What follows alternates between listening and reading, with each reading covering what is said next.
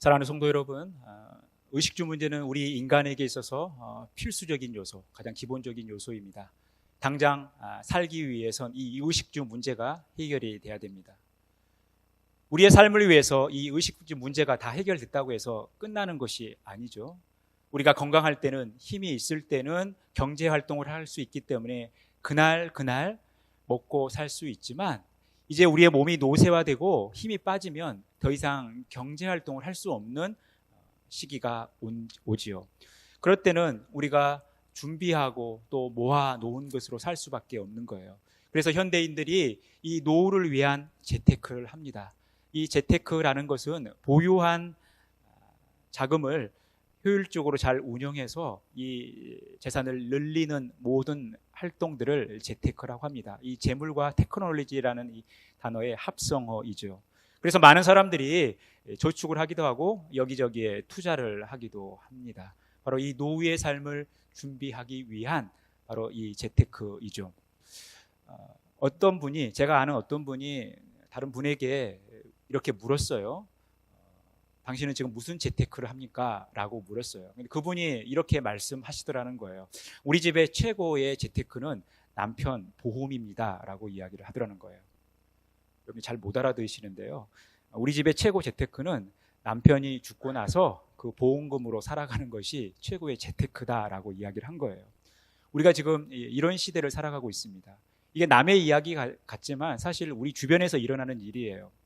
여러분들 얼마 전에 뉴스를 통해서 접하셨겠지만 2년 전 모 탐사 프로그램에서 이 계곡에 빠진 이 남편 일로 인해서 제보를 했다가 결국 이것이 보험 문제와 연관이 되어지면서 이 살인 사건으로 드러난 이 일을 보면서 아마 여러분들이 많이 놀라셨을 거예요. 남편의 죽음이 이 8억에 미치지 못한 거죠. 이 8억을 위해서 남편의 목숨까지 불사하는 것이 우리들의 모습이라는 거예요. 우리의 물질을 위해서, 우리의 돈을 위해서 부모님 혹은 가족들, 지인들의 생명 정도는 아무렇지도 않게 생각하는 시대를 살아가고 있습니다. 이것이 우리 앞에 놓인 우픈 현실이죠. 우리가 살기 위해서 이렇게 몸부림치고 있습니다. 우리에게 영적 의식주, 성도의 의식주가 있어야 한다고 했죠. 이 성도의 의식주란 주님을 의식하는 삶이라는 거예요. 이런 성도의 의식주가 있는 것처럼 우리의 영적인 삶에도 성도의 재테크가 있다라는 거예요. 그렇다면 성도의 재테크란 무엇일까? 여러분, 우리가 오늘 본문 말씀을 함께 묵상하면서 그 의미를 파악하고 우리의 삶 가운데 그대로 적용해 가도록 하겠습니다. 오늘 본문 말씀은 먹고 사는 문제 때문에 고민하고 있는 제자들에게 예수님께서 하신 말씀이에요. 22절 말씀 우리 같이 한 목소리로 읽겠습니다. 또 제자들에게 이르시되 그러므로 내가 너희에게 이르노니 너희 목숨을 위하여 무엇을 먹을까? 몸을 위하여 무엇을 입을까? 염려하지 말라. 우리는 살기 위해서, 우리의 생명을 위해서 무엇을 먹을까? 무엇을 입을까? 어디에서 살까? 늘 염려한다라는 것이죠. 결국 이 생명을 위해서 우리가 먹고 입고 또 어떤 좋은 곳에 거하는 거 아닙니까? 이것을 위해서 많은 사람들은 염려하고 어떻게 하면 잘 먹고 어떻게 하면 잘 입고 어떻게 하면 좋은 곳에서 살까를 늘 연구하는 것이 우리의 모습이에요. 그리고 이것이 지나치면 여기에 또 함몰되다 보면 이것 때문에 너무 염려하는 모습을 우리에게 보여주고 있다라는 거예요. 여러분들은 어떻습니까? 먹고 사는 문제 때문에 지금도 염려하는 삶을 살고 계십니까? 우리의 생명을 위하는 이 일에 여러분들 힘쓰고 계십니까? 예수님도요, 우리의 생명에 관한 일은, 이 생명의 소중함은 이렇게 부정하지 않으셨어요. 23절에 보니까 목숨이 음식보다 중하고 몸이 의복보다 중하니라. 우리의 목숨을 위해서 우리는 먹어야 되는 거고 우리의 목숨을 위해서 우리는 옷을 입어야 되는 거예요. 그리고 좋은 거처에서 살아가야 됩니다. 그만큼 생명이 소중한 것이죠. 이 생명을 위해서 우리가 살아가는 거예요. 예수님도 우리에게 이 생명을 주시기 위해서, 특히 영원한 생명을 우리에게 주시기 위해서 이 땅에 오신 거예요. 그래서 예수님도 이 생명의 소중함을 알고 이 생명을 위해 살아가는 우리 인간의 모습을 부정하지는 않습니다. 근데 문제는 뭐냐면 우리가 여기에 지나치게 함몰되어서 너무나 걱정하고 염려하며 살아간다라는 거예요. 우리가 지금까지 잘 살아왔는데 앞으로도 잘 살 것 같은데 끊임없이 현재의 삶과 미래의 삶을 걱정하면서 우리가 염려한다라는 거예요. 그런데 우리 예수님께서는 염려하지 말라라고 말씀하고 있어요. 그러면 예수님께서 왜 염려하지 말라라고 말씀하십니까? 28절에서 30절 말씀이에요. 우리 같이 읽겠습니다. 오늘 있다가 내일 아궁이에 던져지는 들풀도 하나님이 이렇게 입히시거든 하물며 너희일까 보냐. 믿음이 작은 자들아, 너희는 무엇을 먹을까 무엇을 마실까 하여 구하지 말라. 근심하지도 말라. 이 모든 것은 세상 백성들이 구하는 것이라. 너희 아버지께서는 이런 것이 너희에게 있어야 할 것을 아시느니라. 하나님이 우리의 필요를 아시고 우리의 모든 것을 다 채워주시기 때문에 우리가 걱정할 필요가 없다라는 거예요. 하나님께서 돌보시기 때문에 염려하지 말라라는 것입니다. 까마귀를 보라는 거예요. 백합화를 보라는 거예요. 들에 있는 들풀을 보라는 거예요.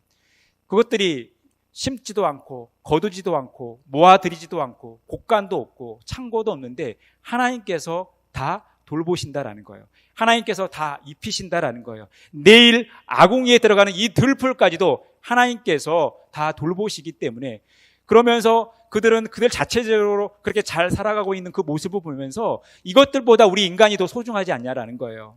이것보다 더 소중하게 여기시는 우리 인간을 하나님께서 돌보시지 않겠냐라는 거예요. 책임져 주시지 않겠냐라는 거예요. 우리는 까마귀보다도 백합화보다도 들풀보다도 더 소중한 존재이기 때문에 하나님께서 그것들보다 우리를 더 아끼시고 우리를 돌보시고 우리를 지켜주시기 때문에 우리가 먹고 사는 문제 때문에 우리의 미래 때문에 걱정하거나 염려하지 말라라는 거예요. 그리고 그것을 구하며 살아가지 말라라는 것이죠. 이것은 세상 사람들이 구하는 것이라는 거예요. 그래서 우리가 진짜 구해야 되는 것, 하나님을 섬기는 우리 그리스도인들이 진짜 구해야 되는 게 무엇이냐라는 거예요. 예수님께서 이렇게 말씀하십니다. 31절 말씀 같이 읽겠습니다. 다만 너희는 그의 나라를 구하라. 그리하면 이런 것들을 너희에게 더하시리라. 누가복음 12장과 병행 구절인 마태복음 6장 33절에서는 너희는 먼저 그의 나라와 그의 의를 구하라라는 거예요. 하나님의 나라와 그의 의를 구하라라는 것입니다. 하나님의 나라와 그의 의를 구한다는 게 뭡니까? 하나님의 통치와 다스림, 하나님의 주권을 인정하면서 그 하나님과 관계를 맺으며 살아가라는 거예요. 하나님 나라의 법과 하나님 나라의 질서에 따라 살아가라는 거예요. 그것은 뭡니까? 하나님께서 우리 모두를 다 책임져 주시는 삶이라는 거예요. 하나님께서 우리 모든 것들을 다 책임져 주시기 때문에, 우리에게 있어야 할 것들을 다 아시기 때문에 우리가 하나님을 구하고 하나님을 바라고 하나님과 관계를 맺으며 살아갈 때 우리가 이 땅의 삶을 살아가면서 필요한 모든 것들, 의식주의 문제를 다 해결해 주신다라는 거예요. 그래서 우리가 염려하거나 걱정하지 말고 하나님이 우리의 삶의 목적이 되고 하나님의 나라가 우리의 삶의 목적이 되도록 그것을 구하는 삶, 하나님만 바라보며 살아가는 삶을 지금 예수님은 말씀하고 있다라는 것입니다. 21절에 보니까 자기를 위하여 재물을 쌓아두고 하나님께 대하여 부유하지 못한 자가 이와 같으니라. 이 사람은 어떤 사람입니까? 오늘 본문 절에 예수님께서는 한 부자의 비유를 통해서 이 21절을 말씀하고 있는 거예요. 한 부자가 있었습니다. 밭에 소출이 풍성해져요. 그래서 이전에 있던 곡간들보다 더 큰 곡간을 지어요. 그래서 풍족하게 됐습니다. 풍족하게 돼서 이제 내가 내 영혼이 편안하게 즐겁게 살아가야 되겠다라고 생각을 해요.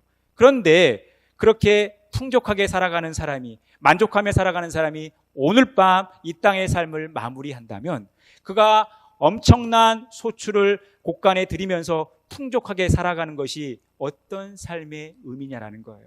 결국 예수님은 이 부자의 모습을 통해서 어리석은 자의 모습, 미래를 대비하지 못한 자의 모습을 보게 되는 거예요. 자기를 위하여 재물을 쌓아두고 하나님께 대하여 부유하지 못한 자가 이와 같다라는 거예요. 지혜롭지 못한 사람, 미련한 사람, 미래를 준비하지 못한 사람은 자기를 위하여 재물을 쌓아두고 하나님께 대하여 부유하지 못한 자라는 거예요. 바꿔 말해서 지혜로운 사람, 현명한 사람, 미래를 준비하는 사람은 자기를 위하여 재물을 쌓아두는 것이 아니라 남을 위하여 재물을 쌓아둔다라는 거예요. 그리고 하나님께 대하여 부유한 삶을 살아간다라는 거예요. 우리가 남을 위하여 재물을 쌓아두고 하나님에 대하여 부유한 삶을 살아가는 것이 지혜로운 삶이고 미래를 준비하는 삶이라는 거예요. 지금 예수님은 이 어리석음을 지적하면서 우리가 미래를 준비하는 삶을 살아야 된다는 거죠. 자기를 위하는 삶이 아니라 남을 위하여 재물을 쌓고 또 하나님께 대하여 부요한 삶을 살아가야 된다는 것입니다. 그렇다면 이 삶의 구체적인 모습이 어떤 모습입니까? 33절이에요. 우리 같이 한 목소리로 읽겠습니다. 너희 소유를 팔아 구제하여 낡아지지 아니하는 배낭을 만들라. 곧 하늘에 둔 바 다함이 없는 보밀이니 거기는 도둑도 가까이 하는 일이 없고 좀도 먹는 일이 없느니라. 자기를 위하여 재물을 쌓지 않고 남을 위하여 재물을 쌓는다라는 것. 또 하나님께 대하여 부요한 삶을 살아간다라는 것은 뭐냐면 소유를 팔아 구제하여 그 배낭을 만들고 준비하는 삶. 이 삶이 바로 하늘에 보물을 쌓아두는 삶이라는 거예요. 여러분, 왜 이 일이 중요하냐면 이 땅에서 우리가 누리고 모으는 모든 재산은 항상 우리 곁에 있는 것이 아니라는 거예요. 때로는 도둑에 의해서, 조매에 의해서 사라질 수도 있다는 거예요. 우리가 사기를 당해서 이것들이 우리 안에서 떠날 수도 있다는 거예요. 그런데 하늘에 쌓는 보물은요, 도둑도 가까이 하는 일이 없고 좀도 먹는 일이 없는 일이라는 거예요. 여러분, 이것이 바로 재테크죠. 여러분, 재테크의 필수적인 요소가 뭡니까? 안전성이에요, 안전성. 내가 투자한 거 다 잃어버리면 이것은 효과적인 재테크가 아니죠. 안전해야 되는 거예요. 그런데 이 성도의 재테크는 안전하다라는 것입니다. 왜냐하면 이것이 하늘에 쌓여 있기 때문에, 이 보물이 하늘에 있기 때문에 그렇다라는 거예요. 그래서 여러분, 우리가 이 성도의 재테크를 어떻게 정의할 수 있느냐? 하늘에 보물을 쌓아두는 거라는 거예요. 그러면 우리가 하늘의 보물을 어떻게 쌓아두냐라는 거예요. 이것이 현세의 우리의 삶 속에서 일어나는 일입니다. 이게 뭡니까? 소유를 팔아 구제하는 거예요.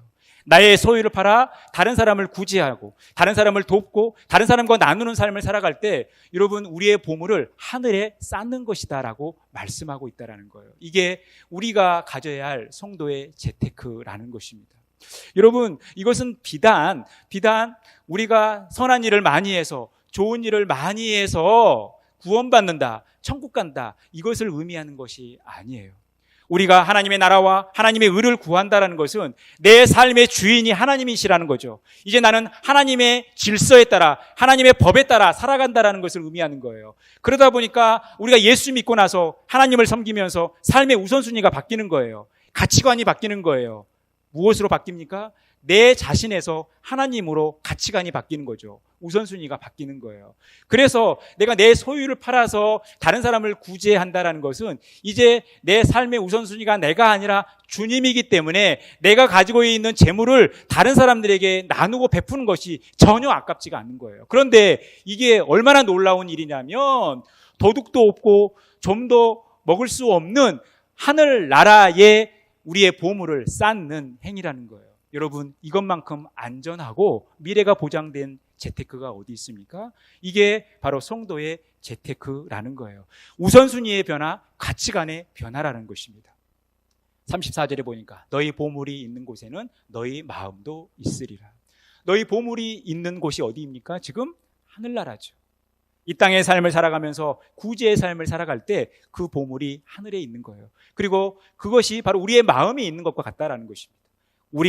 우리의 삶의 우선순위가 바뀐다는 것은 우리의 마음이 어디를 향하냐예요. 세상 사람들은 무엇에 보물을 둡니까? 우리의 건강에, 우리의 명성에, 우리의 인기에, 우리의 물질에 두는 거예요. 이 보물은 단순히 물질적인 것뿐만이 아니라 우리가 애착을 가지고 우리가 집중하는 모든 총체적인 것들을 다 말하는 것입니다. 여러분, 우리가 추구하는 이것들을 우리의 삶의 우선순위 두고 그것에 집착하다 보면 우리 안에 근심과 염려가 있는 거예요. 항상 우리에게 돈이 있는 게 아니거든요. 물질이 있는 게 아니거든요. 항상 건강이 우리에게 있는 것은 아니거든요. 이것이 언젠가는 우리에게서 사라질 수도 있기 때문에 우리는 이것을 걱정하고 염려하는 거예요. 그래서 할 수만 있다면 물질과 명예와 인기와 건강을 유지하려고 몸부림치는 거 아닙니까? 그런데 우리가 하나님을 섬기고 예수 믿는다라는 것은 이제 우선순위가 나에게서, 이런 것들에서 하나님께로 옮겨지는 거예요. 하나님이 우리의 삶의 목적이 되는 거예요. 하나님의 나라가 우리의 삶의 목적이 되고 우리의 삶의 원리가 되는 거예요. 지금 예수님은 우리에게 성도의 재테크가 무엇인지를 분명하게 말씀하고 있다라는 거예요. 우리가 예수 믿고 나서는 이런 가치관의 변화가 일어나야 돼요. 예수 믿고 나서 여전히 물질을 좋아하고, 예수 믿고 나서 여전히 자존심을 부리고, 예수 믿고 나서 여전히 인기를 원하고 명성을 추구한다면 여러분, 우리에게서 하나님의 자리가 조금씩 멀어지는 거예요. 우리가 하나님의 나라와 그 의를 구한다는 것은 하나님이 우리의 삶의 목적이 되는 것이고 우선순위가 바뀌는 것이고 우리의 가치관이 바뀐다라는 거예요. 이게 하나님 나라의 원리이죠. 예수님은 지금 제자들에게 이것을 말씀하고 있어요. 성도의 재테크란 이러는 거라는 거예요. 이 원리를 초대교회 성도들이 적용합니다. 그리고 초대교회 성도들도 이런 재테크를 해서 초대교회가 풍성해지는 모습을 보게 돼요. 사도행전 4장 32절에 보니까요. 믿는 무리가 한 마음과 한 뜻이 되어 모든 물건을 서로 통용하고 자기 재물을 조금이라도 자기 것으로 하는 이가 하나도 없더라. 복음이 전해지고 그 복음을 믿고 이제 그리스도인이 됩니다. 교회가 세워져요. 그래서 무리가 한 사람씩 모이는데 여럿이 모여있다 할지라도 그들이 한 마음과 한 뜻이 된 거예요. 그러면서 그들에게 일어나는 것은 뭐예요? 물건을 서로 통용한 거예요. 그런데 왜 그들이 물건을 통용할 수 있었는가? 이 물건을 다른 사람들에게 나눠줄 수 있었는가? 자기 재물을 조금이라도 자기 것으로 하는 이가 없었기 때문에 그래요. 이 물질의 주인이 하나님이시라는 것, 그들의 가치관과 우선순위가 하나님으로 바뀌었기 때문에, 예수 그리스도로 바뀌었기 때문에 자기가 가지고 있는 물질과 재산을 자기 것으로 여기는 사람이 없었던 거예요. 그러니까 다른 사람들과 나누고 다른 사람들에게 베푸는 것을 아까워하지 않은 거죠. 이것이 복음을 받아들인 사람들, 특히 이 초대교회 성도들에게 일어난 놀라운 일, 그리고 그들의 재테크였다라는 거예요. 33절에서 35절에 보면 구체적으로 나오죠. 사도들이 큰 권능으로 주 예수의 부활을 증언하니 우리가 큰 은혜를 받아 그 중에 가난한 사람이 없으니 이는 밭과 집 있는 자는 팔아 그 판 것의 값을 가져다가 사도들의 발 앞에 두매 그들이 각 사람의 필요를 따라 나누어 줍니다. 여러분, 예수 믿고 나서 이런 삶의 변화가 있는 거죠. 예수 믿는다라는 것은 우리가 하나님으로부터 큰 은혜를 받았다라는 거예요. 우리가 하나님으로부터 큰 은혜를 받았다라는 것은 하나님에 대해 부유하게 됐다라는 거예요. 하나님으로 만족한 삶을 살아간다라는 거예요. 하나님과 그 어떤 것이 비교될 수 없는, 우리는 이 하나님 때문에 행복하고 하나님을 섬기고 하나님께 예배하는 것이 우리의 삶의 만족이 되는 거예요. 그러니까 다른 것들이 그렇게 중요하지 않는 거예요. 나의 건강이, 나의 명예가, 나의 명성이, 나의 물질이 중요하지 않은 거예요. 이것을 다른 사람들을 위해 과감하게 나눠줄 수 있는 거죠. 왜요? 하나님이 더 중요하니까 그런 거예요. 이것이 하나님 나라의 원리이고 하나님 나라 백성의 삶의 원칙이라는 것입니다. 하나님께서 저들에게 은혜를 주신 거예요. 왜 하나님께서 은혜를 주시냐라는 거예요. 고린도후서 9장 8절에서 10절에 보면요, 하나님이 능히 모든 은혜를 너희에게 넘치게 하시나니 이는 너희로 모든 일에 항상 모든 것이 넉넉하여 모든 착한 일을 넘치게 하려 하심이라. 기록된 바 그가 흩어 가난한 자들에게 주었으니 그의 의가 영원토록 있느니라 함과 같으니라. 하나님께서 우리에게 은혜를 주신 이유가 어디에 있다라는 거예요? 우리에게 은혜가 넘침으로 우리의 모든 일에 모든 것이 넉넉하여 착한 일을 넘치게 하기 위함이라는 거예요. 우리로 하여금 착한 일을 많이 할 수 있도록 우리에게 은혜를 주신다라는 거예요. 여러분, 그래서 우리가 은혜를 받았다 이야기하면서 가만히 있으면 안 돼요. 선한 일들을 해야 된다라는 거예요. 착한 일을 해야 된다라는 거예요. 우리가 은혜를 받기 위해서 착한 일을 하는 것이 아니라 하나님으로부터 은혜를 받았다면 우리 안에 착한 일이 일어나야 된다라는 거죠. 결국 이것이 하나님께서 우리에게 은혜를 주신 거예요. 그런데 더 신기한 것은 하나님께서 우리가 이렇게 착한 일을 할 수 있도록 베풀어 주신다라는 거예요. 심는 자에게 씨와 먹을 양식을 주시는 이가 너희 심을 것을 주사 풍성하게 하시고 너희 의의 열매를 더하게 하시리니. 하나님께서 우리에게 은혜를 주실 때 우리가 더 넉넉하여 착한 일을 풍성하게 할 때 하나님께서 계속해서 공급해 주신다라는 거예요. 이 모든 것의 주인이 우리 하나님이시기 때문에 그렇습니다. 사랑하는 성도 여러분, 이러한 재테크를 하시며 살아가셨으면 좋겠습니다. 예수님께서 오늘 우리에게 보여주신 이 성도의 재테크를 우리의 삶 가운데 그대로 적용하시면서 늘 다른 사람을 돕고 섬기고 나누는 일을 힘써 행하시기를 간절히 바라겠습니다. 사도 바울은 이 예수님의 말씀, 성도의 재테크를 이렇게 해석해 주고 있어요. 디모데전서 6장 17절 이하의 말씀 보면 내가 이 세대의 부한 자들을 명하여 마음을 높이지 말고 정함이 없는 재물에 소망을 두지 말고 오직 우리에게 모든 것을 후히 주사 누리게 하시는 하나님께 두며 선을 행하고 선한 사업을 많이 하고 나누어 주기를 좋아하며 너그러운 자가 되게 하라. 사랑하는 성도 여러분, 마음을 높이지 않고 늘 낮은 곳에 두기를 간절히 바랍니다.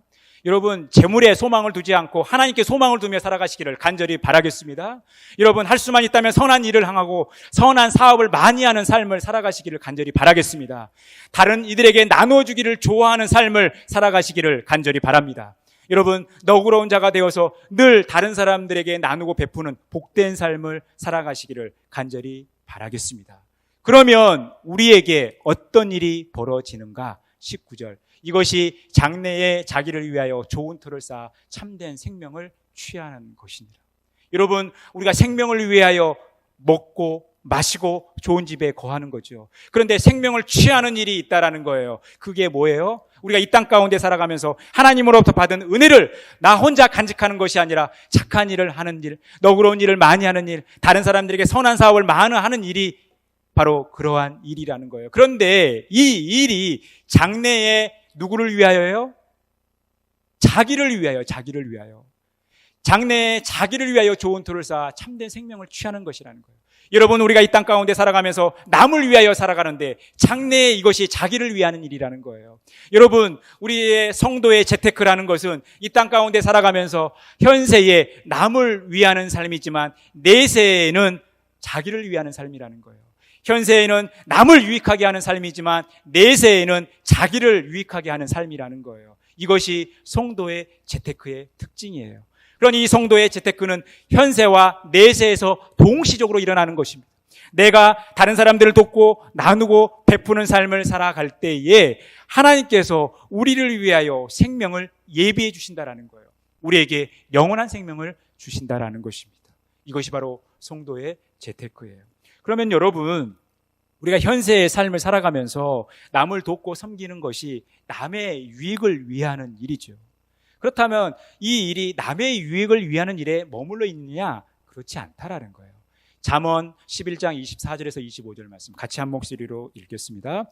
흩어 구제하여도 더욱 부하게 되는 일이 있나니 과도히 아껴도 가난하게 될 뿐이니라. 구제를 좋아하는 자는 풍족하여질 것이요 남을 윤택하게 하는 자는 자기도 윤택하여지리라. 여러분, 우리가 과도하게 아낀다고 해서 부유해지는 게 아니에요. 과도하게 아껴도 가난하게 될 수 있다는 거예요. 그런데 오히려 더 부유해지고 풍족해지는 비결은 뭐냐면 구제를 좋아하는 거예요. 남의 유익을 위해 살아가고 남을 윤택하게 하는 이러한 삶을 살아갈 때 내 자신도 유익하게 된다는 거예요. 여러분, 현재의 삶 속에서 다른 사람을 유익하게 하는 것이 그걸로 끝나는 것이 아니라 하나님은 나도 유익하게 만든다라는 거예요. 이것이 성도의 재테크의 비결인 거예요.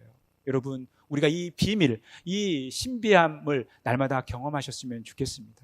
저도 이 말씀의 원리를 깨닫고 나서 이제 요령이 생겼어요. 물질이 필요하면 먼저 쓰게 됩니다. 그래서 어느 때는 하나님께서 감동을 주셔요. 누구 좀 만나라. 누구에게 선물 좀 해라. 누구에게 좀 베풀어라라는 감동을 주셔요. 그래서 그렇게 순종하고 나면 하나님께서 꼭 그 이상의 것으로 채워주신 것들을 경험하게 됩니다. 제가 교회 안에서 존경하는 분들이 몇 분 계시는데 어떤 분들은 통장이 없어요. 통장이. 평생을 통장 없이 살아요.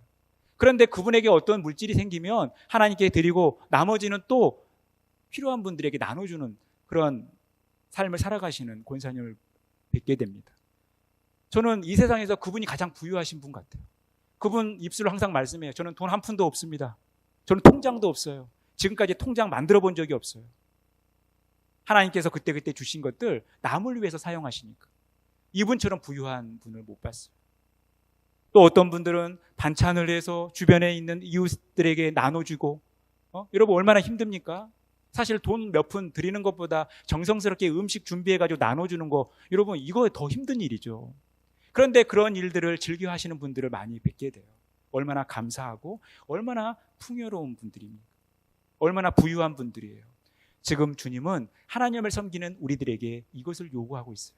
이 재테크를 요구하고 있다는 것입니다. 사랑하는 성도 여러분, 우리가 늘 주님을 의식하며 살아가야 됩니다. 우리가 주님을 의식한다는 것은 늘 주님을 우리의 삶의 우선순위로 두고 우리의 삶의 주인으로 여기며 살아가는 거예요. 그런데 성도의 의식주는 여기에서 머물러 있어서는 안 돼요. 성도의 재테크로 넘어가야 된다는 것입니다. 하나님을 의식하는 삶, 주님을 의식하는 삶, 주님을 우리의 삶의 주인으로 여기는 삶이 다른 사람들에게 나누고 베푸는 삶으로 이어져야 된다는 것입니다. 그래서 다른 사람을 유익하게 만들어야 된다는 거예요. 그런데 전국적으로는 이것이 나를 위하는 일이고 나의 생명을 위하는 일이라는 사실을 기억해야 돼요. 사랑하는 성도 여러분, 하나님께서 우리에게 알려주신, 예수 그리스도께서 우리에게 알려주신 이 성도의 재테크의 비밀을 여러분들이 알고 남을 유익하게 하고 남을 돕고 섬기는 일에 힘쓰시기를 간절히 바라겠습니다. 다른 사람들 밥 사주는 거 즐겨하시기를 바라겠습니다. 다른 사람들 도와주고 또 내 물질을 나누는 일을 기쁨으로 여기는 삶을 살아가시기를 바라겠습니다. 그럴 때 하나님께서 우리의 삶을 더 풍요롭게 하실 것입니다.